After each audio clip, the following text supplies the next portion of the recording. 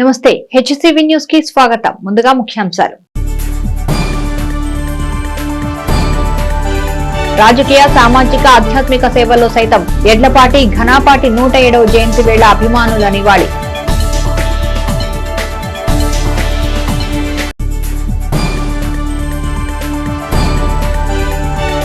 ఇంధన పొదుపు ద్వారా భావితరాలకు ఆ వెలుగును పంచుతాం విద్యుత్ ఈ చిరంజీవి.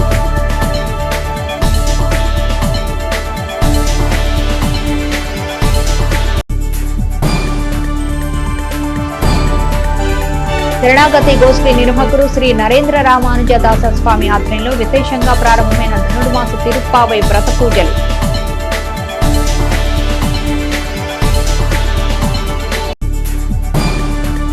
రాజకీయంగా సామాజికంగా ఆధ్యాత్మికంగా కూడా తనకంటూ ఓ ప్రత్యేకతను సంతరించుకున్న రైతు నాయకుడు తెలుగుదేశం శ్రేణుల్లో పెద్దాయనగా తమ స్థానాన్ని పదిలపరుచుకున్న ధీశాలి ఎడ్లపాటి వెంకట్రావు జయంతిని ఆయన అభిమానులు విశేషంగా నిర్వహించారు.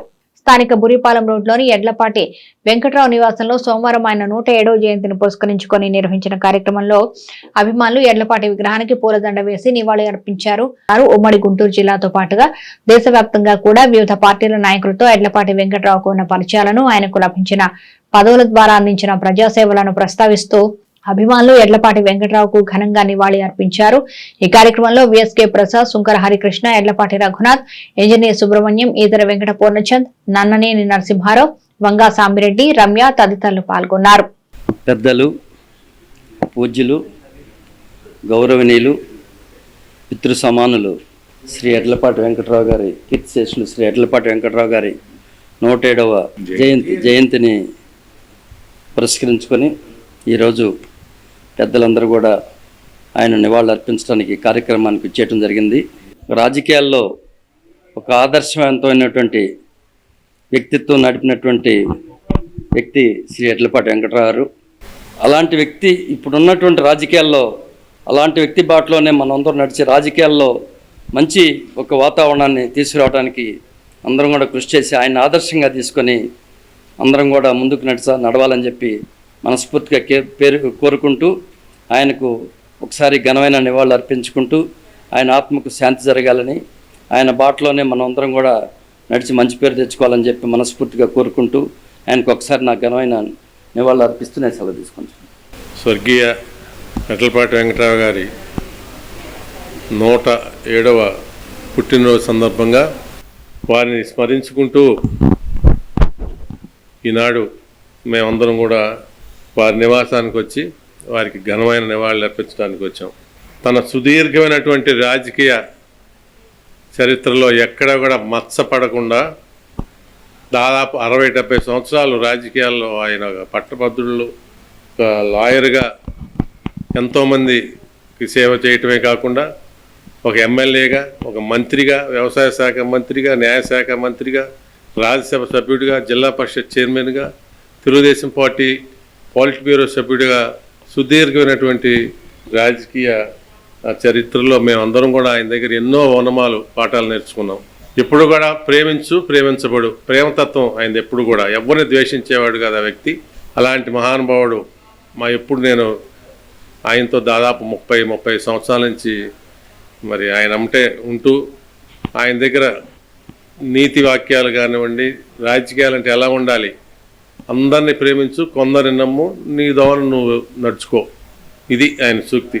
ఒక ఎమ్మెల్యేగా, ఒక మంత్రిగా, వ్యవసాయ శాఖ మంత్రిగా, న్యాయశాఖ మంత్రిగా, రాజ్యసభ సభ్యుడిగా, జిల్లా పరిషత్ చైర్మన్గా, తెలుగుదేశం పార్టీ పాలిట్ బ్యూరో సభ్యుడిగా సుదీర్ఘమైనటువంటి రాజకీయ చరిత్రలో మేమందరం కూడా ఆయన దగ్గర ఎన్నో ఓనమాలు పాఠాలు నేర్చుకున్నాం. ఎప్పుడు కూడా ప్రేమించబడు ప్రేమతత్వం. ఇంధన వనరులను పొదుపుగా వాడుకోవడం ద్వారా భావితరాలకు కూడా ఆ సంపద ద్వారా మెరుగైన ప్రయోజనాలు చేకూరుతాయని, ఆ దిశగా ప్రతి ఒక్కరూ ఇంధన వనరులను పొదుపుగా వినియోగించుకోవాలని విద్యుత్ శాఖ ఈ చిరంజీవి పేర్కొన్నారు. జాతీయ ఇంధన పొదుపు వారోత్సవాలు ఈ నెల 20 వరకు నిర్వహించనున్న నేపథ్యంలో సోమవారం విద్యుత్ శాఖ ఉద్యోగులు విద్యుత్ పొదుపు అవగాహన ర్యాలీని నిర్వహించారు. విద్యుత్ కార్యాలయం నుంచి బయలుదేరిన ప్రదర్శన పట్టణంలోని పలు కూడళ్ల మీదుగా కొనసాగింది. అవగాహన ర్యాలీని ప్రారంభించిన విద్యుత్ ఈఏ చిరంజీవి మీడియాతో మాట్లాడుతూ జాతీయ ఇంధన పొదుపు వారోత్సవాలు దేశవ్యాప్తంగా కొనసాగుతున్నాయన్నారు. తమ వంతు బాధ్యతగా విద్యుత్ను ఎలా పొదుపుగా వినియోగించుకోవాలో వివరించారు. ఈ కార్యక్రమంలో విద్యుత్ కార్యాలయం సిబ్బంది పాల్గొన్నారు. అందరికీ నమస్కారం. జాతీయ పొదుపు వారోత్సవాలు డిసెంబర్ 14 నుంచి 20 వరకు, అంటే వీక్ డేస్ పాటు, వారం రోజుల పాటు అన్ని ప్రదేశాల్లో విద్యుత్ పొదుపు యొక్క ప్రాముఖ్యాన్ని తెలియజేస్తూ స్టేట్ గవర్నమెంటు, సెంట్రల్ గవర్నమెంటు ఆధ్వర్యంలో అనేక ఆఫీసుల్లో ఇలాంటి కార్యక్రమాలని చేపట్టడం జరిగింది. విద్యుత్ శాఖగా ఇది మా ప్రథమ బాధ్యత కాబట్టి ఇంధన పొదుపు అంటే ఏంటి, ఇంధనాన్ని ఎలా పొదుపు చేయాలనే దాని మీద ప్రజలకి అవేర్నెస్ కల్పించడానికి అవగాహన కార్యక్రమాలని కండక్ట్ చేస్తున్నాము.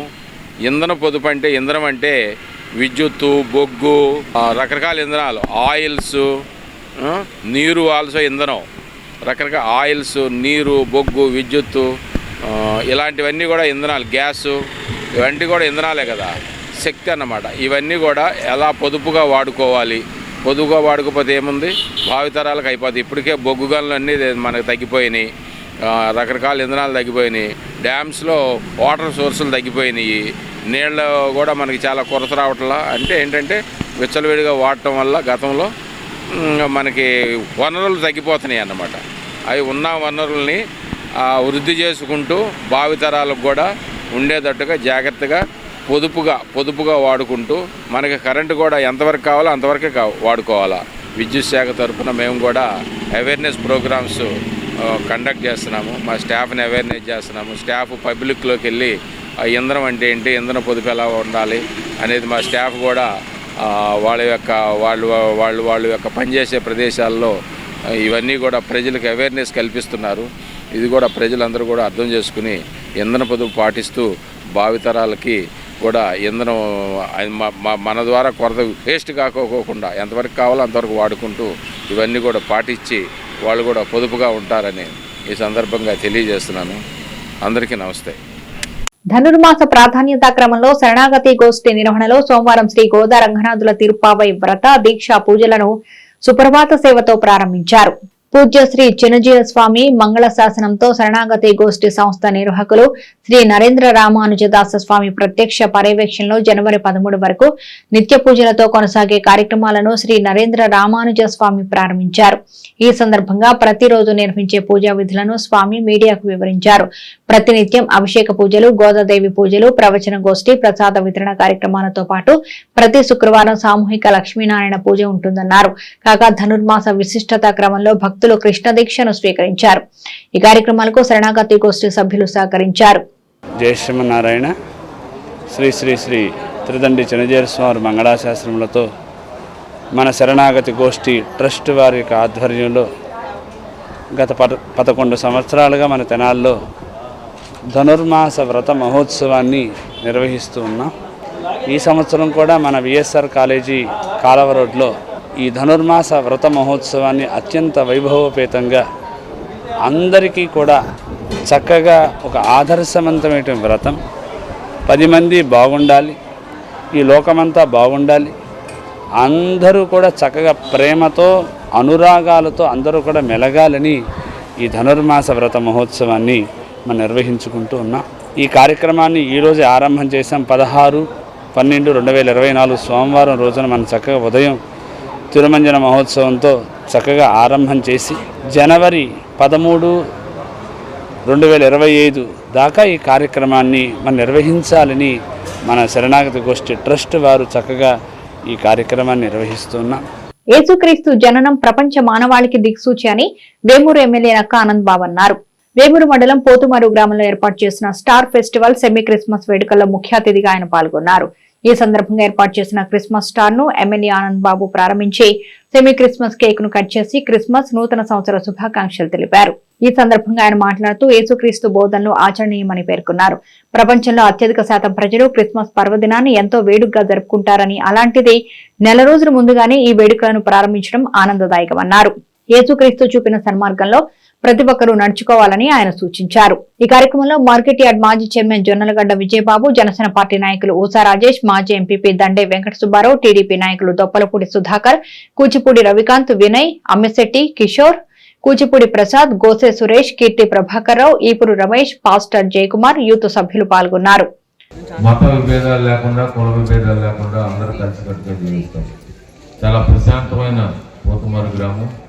అదే సందర్భంలో ఆనందబాబు గారి వెన్నంట అంతకుముందు రాజా గారికి కూడా మీ అందరూ కూడా ఎంతో ప్రేమ ఆప్యాయతలు కురిపించిన ఈ గ్రామం. ఈ గ్రామంలో క్రమం తప్పకుండా సెమీ క్రిస్మస్ వేడుకలు జరుపుకోవటం, అది మేము కూడా పాల్పంచుకోవటం మా అందరి అదృష్టంగా కూడా భావిస్తూ ఉన్నాం. ఒక వారం 10 రోజులు 15 రోజుల ముందు మా అందరికి కూడా మనందరం కూడా యేసుక్రీస్తుకి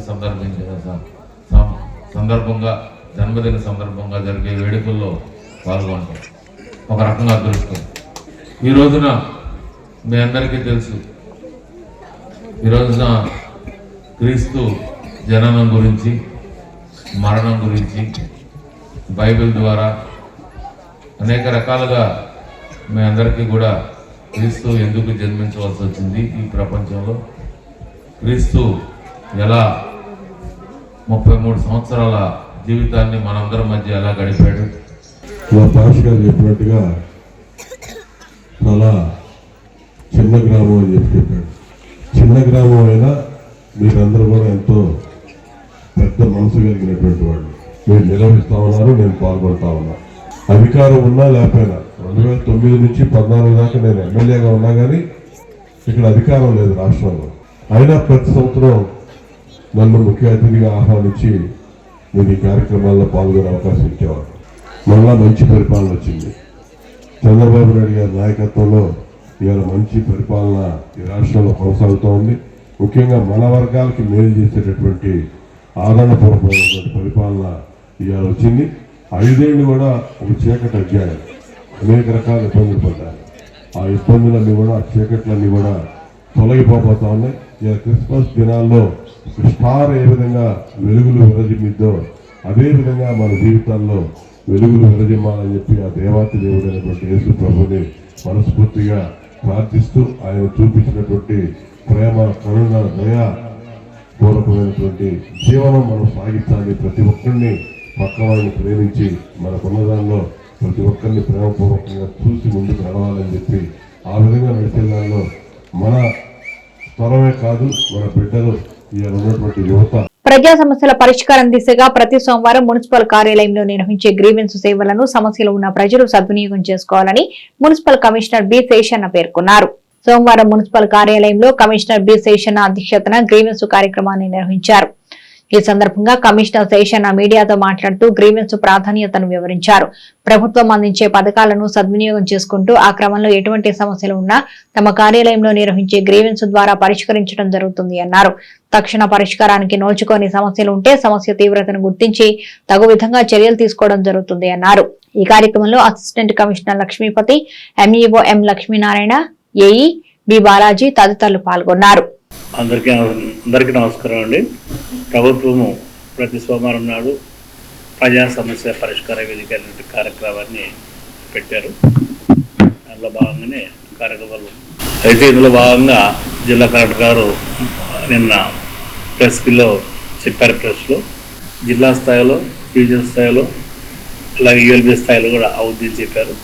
అందువల్ల ప్రజలు గమనించుకోవాల్సింది ఏంటంటే కనుక మీకు ఏదన్నా సమస్యలు ఏమైనా ఉంటే కనుక ప్రతి సోమవారం నాడు ఇక్కడికి వచ్చేసి మున్సిపాలిటీ పోయి ఇస్తే కనుక వాటి గురించి పరిష్కారం మాకు రూల్స్ మేరకు అవుతుందో వాటిని క్లియర్ చేయడానికి స్కోప్ ఉంది. కాబట్టి ఈ అవకాశాన్ని సద్వినియోగపరచుకోవాల్సి ప్రజలు కోరుతున్నాం.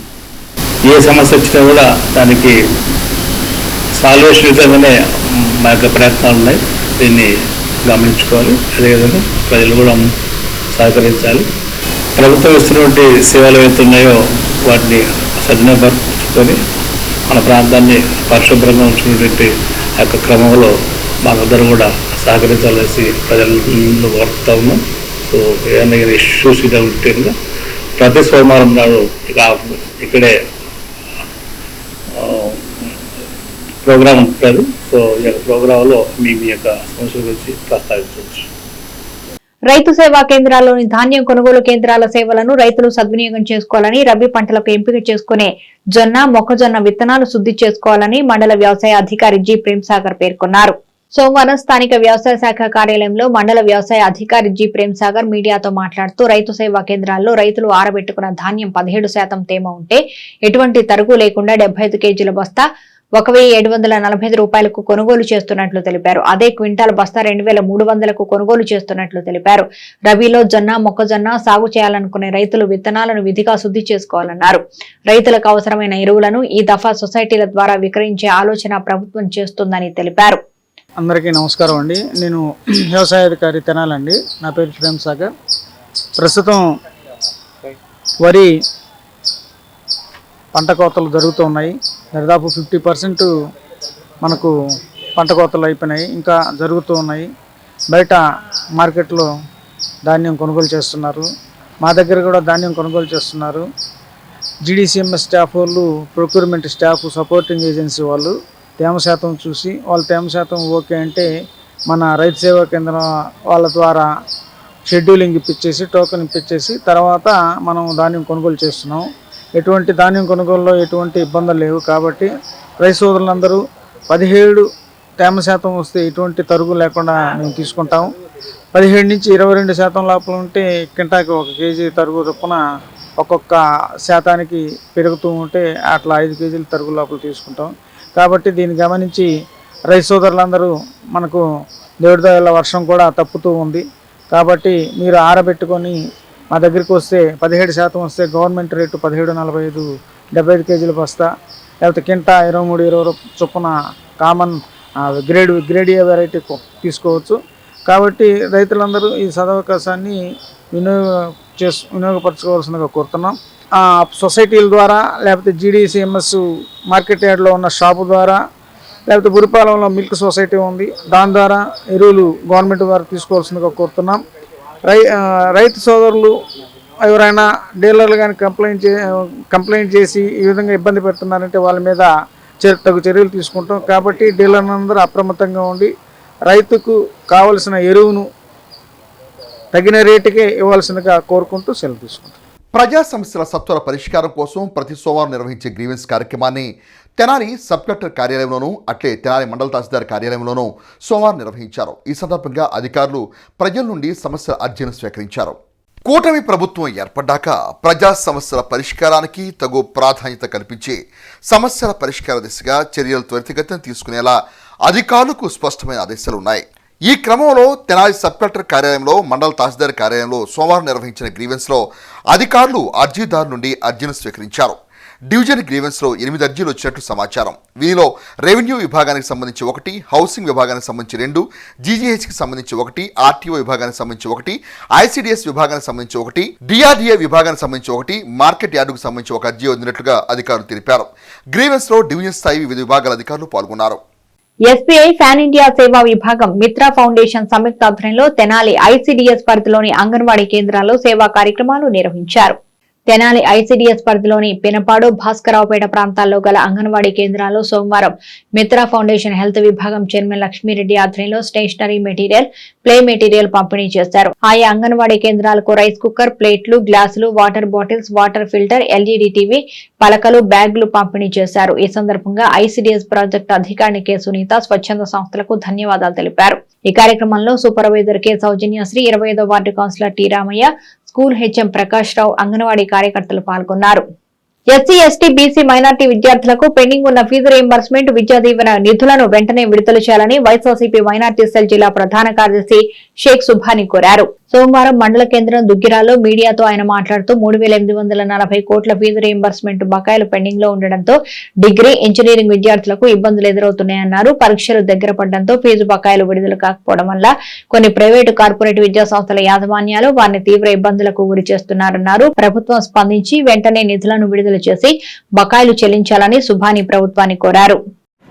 ఎస్సీ, ఎస్టీ, బీసీ, మైనారిటీ విద్యార్థులకు పెండింగ్ లో ఉన్న ఫీజు రీయింబర్స్మెంట్, విద్యా దీవెన నిధులు వెంటనే విడుదల చేయాలి.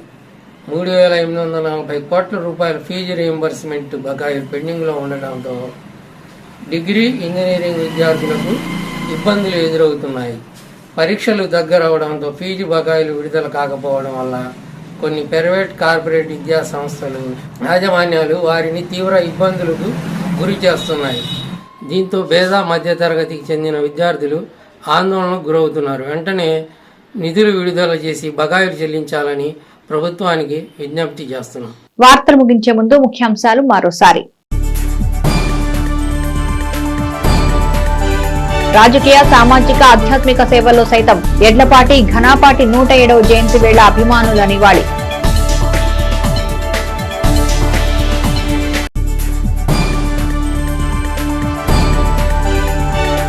ఇంధన పొదుపు ద్వారా భావితరాలకు ఆ వెలుగును పంచుతాం. విద్యుత్ ఈ చిరంజీవి.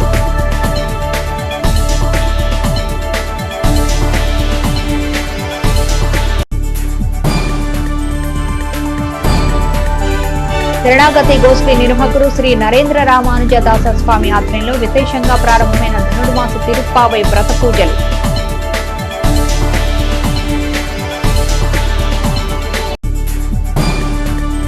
ఇవి బులెటిన్ విశేషాలు. మరో బులెటిన్లో మళ్ళీ కలుద్దాం. చూస్తూనే ఉండండి HCV న్యూస్.